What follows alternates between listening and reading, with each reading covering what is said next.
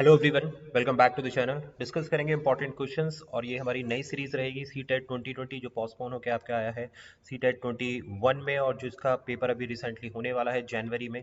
जनवरी 21 में आपको पेपर देखने के लिए मिलेगा। तो अपनी नई साइंस कंटेंट की सीरीज स्टार्ट कर रहे हैं हम, जिसमें प्रैक्टिस सेट नंबर 1 को आज हम देखेंगे। तो टेलीग्राम पर जरूर ज्वाइन कीजिएगा। स्टार्ट कर रहे हैं और डेली के सेशंस आपको देखने के लिए मिलेंगे। तो प्रिपरेशन करेंगे इन रिमेनिंग 20 डेज में। जो लास्ट के बूस्ट अप जो कोर्स होते हैं, बूस्ट अप जो क्वेश्चंस होते हैं, उसके लिए जो लास्ट मिनट में भी क्वेश्चन पढ़ के जाओगे आप, तो डेफिनेटली देखने के लिए मिलेंगे। स्टार्ट करते हैं अपने आज का सेशन क्वेश्चन नंबर 1 से। Which of the following is an extensible natural resources? निम्न में से कौन सा एक क्षयशील प्राकृतिक संसाधन है, ये आपको बताना है। ऑप्शन आर विंड यानी कि पवन, ऑप्शन नंबर बी सूर्य का प्रकाश या सूर्य प्रकाश सनलाइट, सी जल, या फिर डी कोयला। आपको बताना है एग्जॉस्टिबल नेचुरल रिसोर्सेज, कौन सा ऐसा नेचुरल रिसोर्स है। नेचुरल रिसोर्स यानी कि प्राकृतिक संसाधन है। बहुत ही सिंपल क्वेश्चन है, लेकिन सी टेट में इस तरीके के क्वेश्चन कई बार डाले जाते हैं। फटाफट से आपको आंसर करना होता है, तो आंसर करिए। चैट के फॉर्म में आप लोग आंसर कर सकते हैं। लाइव सेशंस के लिए भी जल्दी से जाएंगे हम लोग। आज हम अपने सेशन सेट नंबर 1 को स्टार्ट कर रहे हैं। तो क्वेश्चन बहुत आगे इंटरेस्टिंग है, लास्ट तक देख के जाइएगा वीडियो को। प्राकृतिक संसाधन आपको बताने हैं। जो क्षयशील प्राकृतिक संसाधन है उसको बताना है, यानी कि जो खत्म हो सकता है टाइम के साथ में। That is option number D, इसको हम बोलते हैं कोल। कोल क्या है भाई? एक प्लेंटी ऑफ अमाउंट में अवेलेबल नहीं है, ये लिमिटेड अमाउंट में, ये लिमिटेड रिसोर्स है। Okay, it is a limited resource. बाकी जो एयर है, ये नेचुरल रिसोर्स, ऐसा नेचुरल रिसोर्स है जो प्रचुर मात्रा में उपलब्ध है। जो सनलाइट है, आपको पता है डेली सनलाइट आपको मिलती है, इसका आपको कोई भी भुगतान नहीं करना पड़ता है। नेचुरल रिसोर्स है, गॉड की तरफ से, नेचर की तरफ से आपको दिया गया है। थर्ड आता है आपका वाटर। वाटर भी आपका एक बहुत अच्छा नेचुरल रिसोर्स है। आपको पता है कि वाटर के यूजेस क्या हैं, लेकिन वाटर को हमें ध्यान में रखते हुए इस्तेमाल करना चाहिए। एक्सेस ऑफ वाटर, हमें वेस्टेज ऑफ वाटर नहीं करनी है। तो लास्ट जो रिमेनिंग होता है दैट इज कोल। भाई कोल जो है लिमिटेड अमाउंट में निकलता है, तो इसलिए ये कैसा है? एक क्षयशील प्राकृतिक, यानी कि ये खत्म हो सकता है। ये हमारा ऐसा नेचुरल रिसोर्स है, तो इसको हमें प्रिजर्व करके रखना है, क्योंकि कोल की वैरायटी ऑफ यूजेस आपको देखने के लिए मिलते हैं।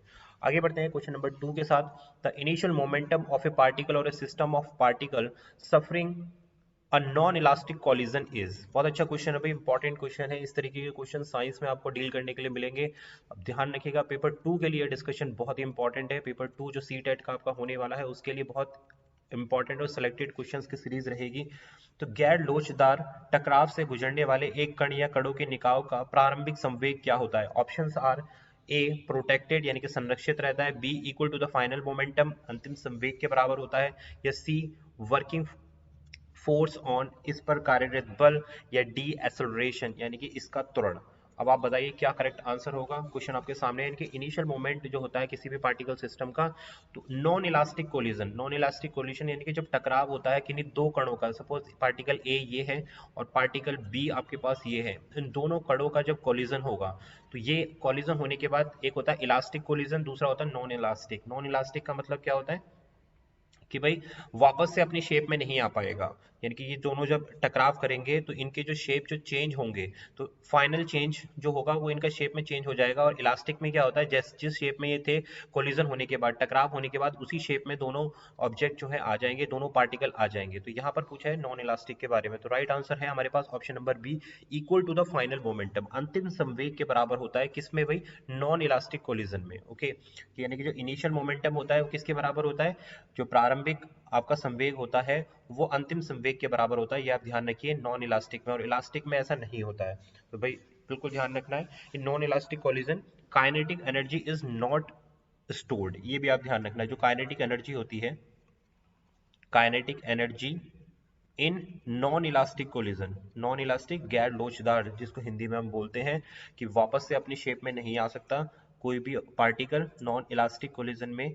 काइनेटिक एनर्जी जो है स्टोर्ड, नॉट स्टोर्ड यानी कि संरक्षित नहीं होती। जो गतिज ऊर्जा होती है जिसको हम बोलते हैं kinetic energy is not stored. Important parameter है, इसको ध्यान में रखना, इस पे बेस्ड भी क्वेश्चन पूछा जा सकता है। Option number B is the right answer. Next देखते हैं question number 3। Friction can be increase by, घर्षण को बढ़ाया जा सकता है। क्वेश्चन नंबर 3 बोल रहे हैं कि घर्षण को किस तरीके से हम इंक्रीज कर सकते हैं, या फ्रिक्शन क्या होता है। तो सबसे पहले आपको पता होना चाहिए व्हाट इज फ्रिक्शन।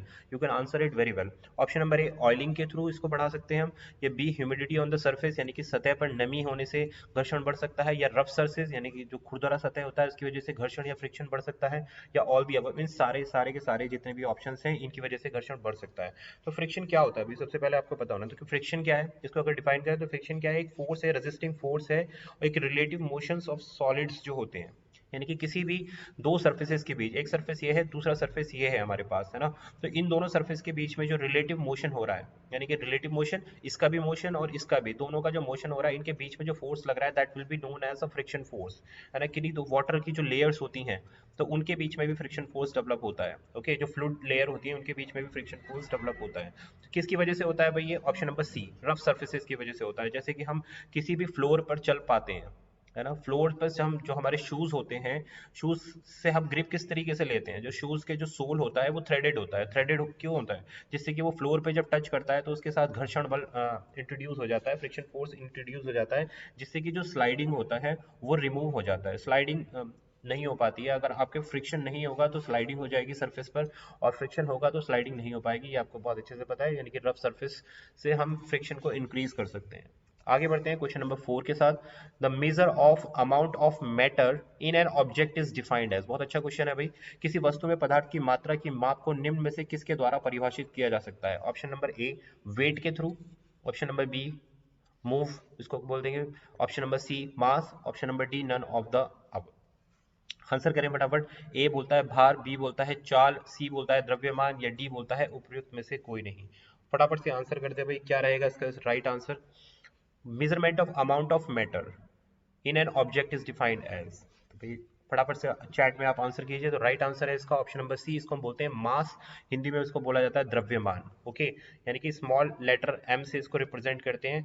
तो एम इज इक्वल टू किसके बराबर होता है, बताइए भाई। मास, मास जो है होता है measurement of an object of a matter, किसी भी ऑब्जेक्ट में इसके जो अमाउंट होता है, मैटर का जो अमाउंट होता है, किसी वस्तु में पदार्थ की जो मात्रा को नापते हैं, वो किससे रिप्रेजेंट करते हैं, हम मास से रिप्रेजेंट करते हैं। और इसकी एसआई यूनिट क्या होती है, ये भी कई बार पूछा गया है भाई कि मास की यूनिट बताइए, एसआई यूनिट क्या होगी मास की, तो दैट इज किलोग्राम, याद रखना।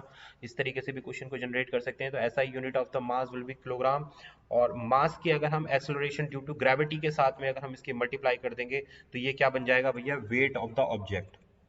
ये छोटी छोटी चीजें हैं, सब हमने पढ़ी हैं, लेकिन इनको रिवाइज करना बहुत जरूरी है। क्वेश्चन जो पेपर पॉइंट ऑफ व्यू से जो क्वेश्चंस आते हैं वो इसी तरीके से पूछे जाते हैं। तो mass into acceleration due to gravity will be give the weight, यानी कि स्मॉल w जो निकल के आएगा, small w will be equal to mass into acceleration due to gravity. तो ये आपका दूसरा फॉर्मूला बन गया है। तो option number C is the right answer. आगे बढ़ेंगे क्वेश्चन नंबर 5 के साथ। क्वेश्चन इंटरेस्टिंग लग रहे हैं तो लाइक शेयर सब्सक्राइब जरूर कर दे सेशन को। इसी तरीके के सेशन अब हम डील करेंगे 2021 जो हमारा सीटेट होने वाला है उसके लिए, साइंस के लिए, ईवीएस के लिए और पैडागोजी के लिए कंटिन्यूअस सीरीज स्टार्ट करेंगे।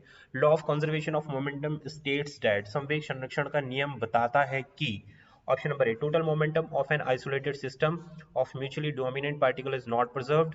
बी बोलता है total momentum of the isolated system of the mutually dominant particle is preserved. C बोलता है total momentum of an non isolated system of differently dominant particle is not preserved. और D बोलता है the total momentum of the non isolated system of different effective particle is preserve. तो answer आपको बताना है question number 5 के लिए, आपके सामने है, फटाफट से राइट आंसर बताइए। तो देखिए जिन लोगों ने भी ऑप्शन नंबर बी जो दे रहे हैं वो बिल्कुल करेक्ट है भाई। क्या बोलता है बी, द टोटल मोमेंटम, जो फाइनल संवेग होता है किसी भी आइसोलेटेड सिस्टम का म्यूचुअली डिपेंडेंट पार्टिकल, वो क्या होता है, प्रिजर्व रहता है। हिंदी में देखते हैं इसको, पारस्परिक प्रभावी कणों के विलगित निकाय का कुल संवेग संरक्षित होता है। तो ये किसके नियम के अकॉर्डिंग है, law of conservation of momentum के, बहुत इंपॉर्टेंट लॉ होता है। लॉ ऑफ कंजर्वेशन क्या है, बताता है कि टोटल मोमेंटम जो पारस्परिक कणों का जो विलगित निकाय का कुल संवेग होता है वो क्या होता है, स्टोर्ड होता है, प्रिजर्व्ड होता है, संरक्षित होता है। तो इसलिए option number B is the right answer. आगे बढ़ेंगे question number 6, the ability to work is called, बहुत ही इजी क्वेश्चन है, इजी और हार्ड क्वेश्चन के कॉम्बिनेशन को मिक्स किया है, जिससे कि इसी तरीके के क्वेश्चन वहाँ मिक्स किए जाते हैं कि एक क्वेश्चन इजी डाला जाता है, दूसरा क्वेश्चन हार्ड डाला जाता है। तो इन्हीं का हमें कॉम्बिनेशन सेट करना है, इन्हीं सब चीज़ों की हमें प्रैक्टिस करनी है। काम करने की क्षमता को क्या कहा जाता है, पावर बोलते हैं, एनर्जी बोलते हैं, मास बोलते हैं या हीट बोलते हैं, शक्ति, ऊर्जा, द्रव्यमान या फिर गर्मी। आंसर करें भाई, राइट आंसर बहुत ही ईजी है ऑप्शन नंबर बी, इसको हम बोलते हैं the ability to do work is called energy. काम करने की क्षमता को क्या कहा जाता है भाई, ऊर्जा कहा जाता है, ओके। और एनर्जी क्या होती है भाई, एक प्रॉपर्टी होती है किसी भी ऑब्जेक्ट की विच कैन बी, देखो सिंपल सी बात है कि जो ऊर्जा होती है इट इज ए प्रॉपर्टी, इसको हम क्रिएट नहीं कर सकते, बट एक ऑब्जेक्ट से दूसरे ऑब्जेक्ट में, ऑब्जेक्ट ए से ऑब्जेक्ट बी में, यानी कि ट्रांसफर हो जाती है एनर्जी हमेशा, यानी कि एक फॉर्म में चलती है। इसको हम क्रिएट नहीं कर सकते, but we can convert it into जैसे काइनेटिक एनर्जी हो गई आपकी, है ना, गतिज ऊर्जा हो गई, तो इस काइनेटिक एनर्जी को हम पोटेंशियल एनर्जी में कन्वर्ट कर सकते हैं। तो एनर्जी क्या हो रहा है, ट्रांसफर हो रहा है ना। डायनेमिक एनर्जी में कन्वर्ट कर सकते हैं, स्टैटिक एनर्जी में कन्वर्ट कर सकते हैं। तो ये सारी एनर्जी को हम क्या करें, कन्वर्जन होता जा रहा है एक फॉर्म से दूसरे फॉर्म में। तो ये एबिलिटी, काम करने की क्षमता को क्या बोलते हैं, एनर्जी। और energy can not be created, can not be destroyed, ये आपने पढ़ा होगा। तो इस सिद्धांत पर option number B is the right answer. आगे बढ़ते हैं, छोटा सा न्यूमेरिकल है, इसको डिस्कस करते हैं। Body decide 200 metres in a straight direction in 10 seconds, what is the weight of the body. फटाफट से कैलकुलेट करके बताते हैं, बहुत ही यार अच्छा सा और इंपॉर्टेंट क्वेश्चन है। एक शरीर 10 सेकंड में एक सीधी दिशा में 200 मीटर तय करता है, शरीर का वेग क्या होगा, क्या पूछा जा रहा है आपसे, वेलोसिटी। ओके, क्या गिवन है आपके पास, फटाफट से बता दो भाई, क्या गिवन है। डिस्प्लेसमेंट दिया है, ऊपर क्वेश्चन में मेंशन कर दिया है कि बॉडी डिसाइडेड 200 मीटर्स, तो डिस्प्लेसमेंट हो गया है आपके पास, यानी कि डी 200 मीटर्स हो गया है। ओके, और कितने इसमें हो गया, टाइम दे दिया गया है 10 सेकंड्स में। फटाफट से कैलकुलेट करके बता दो भाई, कुछ भी नहीं है इस क्वेश्चन में। तो velocity is equal to displacement upon time, simple. Displacement कितना है आपके पास 200, टाइम कितना है आपके पास 10, कितना बच गया भाई 20। यूनिट क्या हो गई, ये मीटर में था, ये सेकंड में था, यहाँ क्या आ जाएगा मीटर पर second, very simple. That is option number A is the right answer. अब आप देख रहे होंगे यूनिट क्या दी गई है 20 m⁻⁻1, तो क्या हो गया भाई, ये ऊपर मीटर, यहाँ पर एस आएगा, यहाँ पर एस आएगा, मीटर एस की पावर -1, क्योंकि हमने क्या यूनिट निकली हमारी वी की, वी इज इक्वल टू निकला 20 मीटर पर सेकेंड। अब इसको अगर हम ऐसे करें 20 मीटर सेकेंड को ऊपर लेके जाएं तो एस -1 की, एस की पावर यहाँ कितनी है +1 है, ऊपर जाके कितनी हो जाएगी -1 हो जाएगी, तो 20 ms -1 आएगा यहाँ पर, है ना। यहाँ लिखा है देखो मीटर पर सेकेंड -1, यहाँ एस मिस हो गया है, यहाँ भी एस आएगा, यहाँ भी एस आएगा, यहाँ भी एस आएगा। तो option number A is the right answer. I hope clear हुआ होगा, क्लियर हुआ है तो कॉमेंट करके बता दें। Question number 8. An athlete run around the spherical path of a 360-meter perimeter. It takes 1 minute to reach the starting point. Find the average speed and the average velocity. एक athlete 360 metre परिधि के एक गोलाकार पथ के चारों ओर दौड़ता है, उसे प्रारंभिक बिंदु तक पहुंचने में 1 मिनट का समय लगता है। औसत गति और औसत वेग बताना है, यानी कि एवरेज वेलोसिटी बतानी है और एवरेज स्पीड बतानी है। फटाफट से कैलकुलेट करें। क्वेश्चन नंबर 8 के लिए क्या करेक्ट आंसर होगा, ए होगा, बी होगा, सी होगा या डी होगा।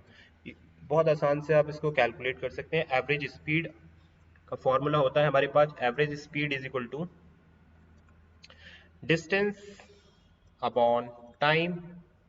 ओके, डिस्टेंस हमारे पास कितनी है 360 और टाइम कितना है हमारे पास, इट टेक 1 मिनट्स। ओके, तो यहाँ कितना है मीटर्स में है, तो इसको हम सेकंड्स में कन्वर्ट कर लेते हैं, तो that is 1 minute 60 seconds. Okay, तो कितना कैलकुलेट होके आएगा हमारे पास 6 मीटर पर सेकेंड। Is it clear. तो यहाँ से हमारे पास क्या निकल के आ रहा है, स्पीड निकल के आ रही है। तो स्पीड हमारे पास कितनी आ गई निकल के 6 आ गई। तो 6 वाला ऑप्शन कहाँ है यहाँ पर, ऑप्शन नंबर ए है। तो भाई एवरेज वेलोसिटी तो आप आराम से निकाल सकते हो, 0 हो जाएगी, और नहीं भी निकालना तो भी आपके सामने है। तो भाई ये हो जाएगा हमारे पास 6 एंड 0। कैसे निकलेगी, इसी तरीके से निकलेगी। Average velocity is equal to the distance upon time, और डिस्टेंस कितने ट्रेवल हो रही है, डिस्टेंस भैया ट्रैवल ही नहीं हो रही है, तो डिस्टेंस हमारी हो जाएगी 0 और टाइम हमारे पास वही था 60 सेकेंड्स। तो 0/60 आंसर निकल के आएगा हमारे पास 0। तो राइट आंसर है हमारे पास ऑप्शन नंबर ए। जिन लोगों ने भी ए दिया है क्रम से 6 और जो 0 है वो राइट आंसर है। बढ़ेंगे क्वेश्चन नंबर 9 के लिए। The speed of a school bus is 72 kilometre per hour in A half a minute it travels. बहुत अच्छे क्वेश्चन है भाई, इस तरीके के क्वेश्चन पूछे जाते हैं साइंस में। और स्कूल बस की गति 72 किलोमीटर प्रति घंटा है, आधे मिनट में यह यात्रा करती है। कि स्कूल बस की क्या स्पीड दे रखी है और आधे घंटे में, टाइम पूछा है हाफ एन आवर में, कितने डिस्टेंस को ट्रैवल कर लेगी ये आपको बताना है। 200 मीटर, 400 मीटर, 500 मीटर या फिर 600 मीटर। तो v क्या दिया है आपका 72 किलोमीटर पर आवर में दिया है। यूनिट का भी आपको ध्यान रखना है, तो इसको आप कन्वर्ट कर लो 72 इंटू 1000 डिवाइडेड बाय आर को हमने और कन्वर्ट कर लिया सेकेंड्स में, तो ये हो गया 3600 सेकेंड्स। तो इसको हम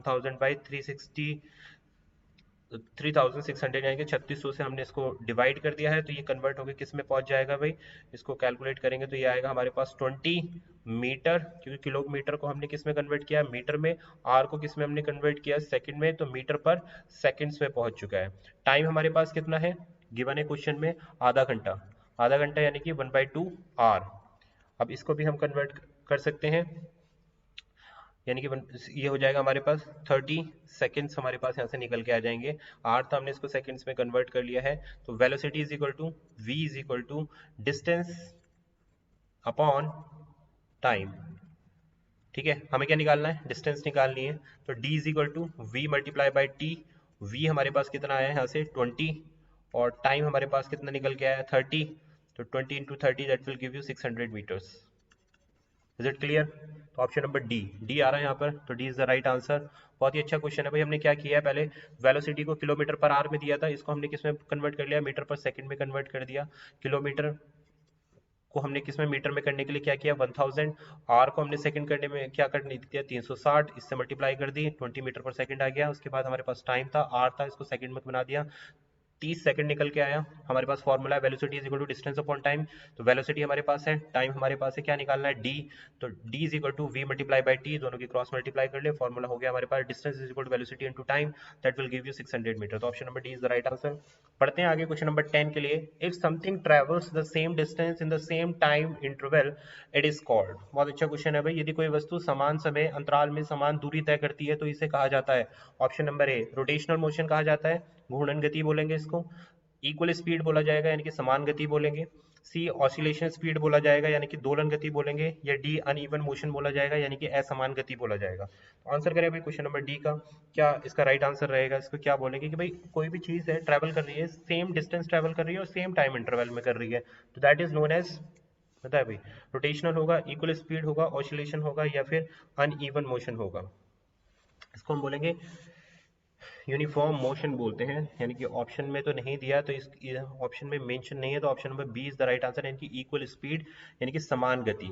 समान गति यानी कि यूनिफॉर्म, यूनिफॉर्म मोशन, गति मतलब मोशन, स्पीड मतलब यहाँ पे ये हो जाएगा, यानी कि सेम डिस्टेंस में सेम टाइम इंटरवल ट्रेवल कर रहा है। तो ऑप्शन नंबर बी यानी कि समान गति, यूनिफॉर्म। ओके, इसको हम बोलेंगे uniform motion. B is the right answer. Clear हो गया भाई क्वेश्चन नंबर 10। ओके, आगे बढ़ते हैं भाई हम क्वेश्चन नंबर 11 के साथ में। अब 11 देखते हैं। If a moving radius covers a full circular track of R the displacement will be. यदि एक गतिमान वस्तु त्रिज्या r के एक पूर्ण वृत्तीय ट्रैक को कवर करती है तो विस्थापन यानी कि डिस्प्लेसमेंट कितना होगा। गतिमान वस्तु है, एक सर्कुलर ट्रैक है, तो उस पे उसकी जो रेडियस कितनी है r है, तो उसका डिस्प्लेसमेंट कितना होगा ये आपको बताना है। ऑप्शन नंबर ए बोलता है p/2 pr या 2 pr, ऑप्शन नंबर बी, और सी बोलता है p/2r, या ऑप्शन नंबर डी बोलता है 0। तो राइट आंसर है हमारे पास ऑप्शन नंबर डी भाई, 0 होगी, ध्यान रखना। अब moving the radius cover a full circular track r the displacement will be, displacement पूछा है तो यहाँ पे क्या है, डिस्प्लेसमेंट क्या है, शॉर्टेस्ट डिस्टेंस होती है बिल्कुल, किस जो शॉर्टेस्ट डिस्टेंस ट्रेवल की जाती है किसी भी बॉडी से इनिशियल पॉइंट से फाइनल पॉइंट की ओर। तो यहाँ डिस्टेंस क्या है, कुछ भी कवर नहीं हो रही है क्योंकि r रेडियस पर घूम रहा है। तो d इज इक्वल टू क्या हो जाएगा यहाँ पर 0, यानी कि displacement will B 0 for question number 11। ध्यान रखना, गलत मत कर देना इस क्वेश्चन को, त्रिज्या से क्वेश्चन की जो लैंग्वेज है उसको समझना। तो डिस्प्लेसमेंट क्या है भैया, शॉर्टेस्ट डिस्टेंस है जो ट्रैवल की जाती है किसी भी बॉडी से इनिशियल मतलब स्टार्टिंग पॉइंट से और जहां पहुंचना है उसको फाइनल पॉइंट तक। तो यहाँ एक सर्कुलर फॉर्म में है तो इसलिए हमारे पास डिस्प्लेसमेंट क्या हो जाएगा, 0 हो जाएगा। केवल एक परिधि के अबाउट घूम रहा है, यानी कि डिस्टेंस ट्रैवल नहीं कर रहा है, एक परिधि पे ही घूम रहा है, वहीं एक ही मोमेंट पर घूम रहा है, तो displacement will B 0। Option number D is the right answer for question number 11। Okay, clear हुआ है भाई सभी को। तो ये था हमारे 11 इंपॉर्टेंट क्वेश्चंस। मिलेंगे आपसे नई वीडियो में। वीडियो पसंद आई हो तो यार चैनल को सब्सक्राइब करना ना भूलें। साइंस सेशन के लिए कंटिन्यू क्लास करेंगे, फॉलो कर सकते हैं आप। टेलीग्राम पर जरूर फॉलो करें भाई, वहाँ लिंक मिल जाएगा, पीडीएफ भी इस सेशन का पीडीएफ आपको वहाँ देखने के लिए मिलेगा, सब्सक्राइब करिए। Thanks for watching this session, thank you very much.